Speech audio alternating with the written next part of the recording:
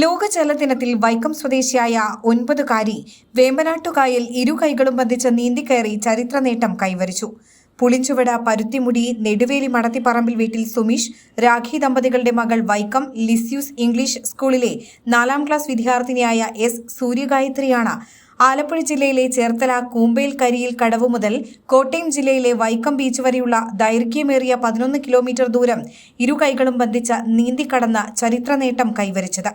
1 മണിക്കൂർ 51 മിനിറ്റ് കൊണ്ട് വൈക്കം ബീച്ചിൽ നീന്തിക്കയറിയ സൂര്യഗായത്രിയെ ബാൻഡ് സെറ്റിന്റെയും വാദ്യമേളങ്ങളുടെയും അകമ്പടിയോടെയാണ് സ്കൂൾ വിദ്യാർത്ഥികൾ അടക്കമുള്ളവർ സ്വീകരിച്ചത്.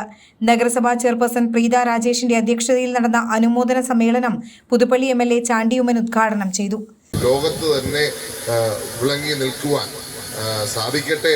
ഈ ചെറിയ പ്രായത്തിൽ ഇത്ര വലിയ ഒരു സ്റ്റെപ്പ് എടുത്ത് വെച്ച് ഇത്ര വലിയ ഒരു ഫീറ്റ് അച്ചീവ് ചെയ്യാൻ സാധിച്ച് പ്രത്യേകമായി അഭിനന്ദിച്ചുകൊണ്ട് നല്ല കുട്ടിയായി വളരാനും ഈ നാടിനും സമൂഹത്തിനും അഭിമാനമായി തീരുമാനം ഞാൻ പ്രാർത്ഥിക്കുന്നു. പ്രത്യേകിച്ച് മാതാപിതാക്കളെ ഞാൻ അഭിനന്ദിക്കുകയാണ്.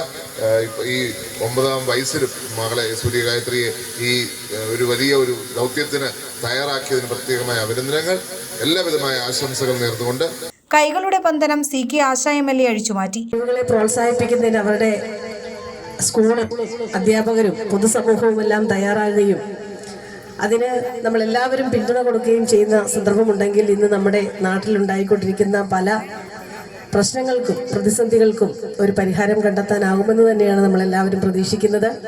ഇത് ഒരു മാതൃകയാണ് മറ്റു കുട്ടികൾക്കും അതോടൊപ്പം തന്നെ രക്ഷിതാക്കൾക്കും തങ്ങളുടെ മക്കളെയും ഇത്തരത്തിലുള്ള മാർഗങ്ങളിലൂടെയൊക്കെ കൊണ്ടുവന്ന് അവരുടെ കഴിവുകൾ വികസിപ്പിച്ചുകൊണ്ട് നാടിന് അഭിമാനകരമായി മാറുന്ന മുഹൂർത്തങ്ങൾ സമ്മാനിക്കുന്നതിന് ഇതൊരു പ്രചോദനമാകട്ടെ എന്ന് ആഗ്രഹിച്ചുകൊണ്ട് സൂര്യഗായത്രിക്ക് അവളുടെ പഠനത്തിലും അതുപോലെ തന്നെ ഈ നീന്തൽ മാത്രമല്ല മറ്റ് നിരവധി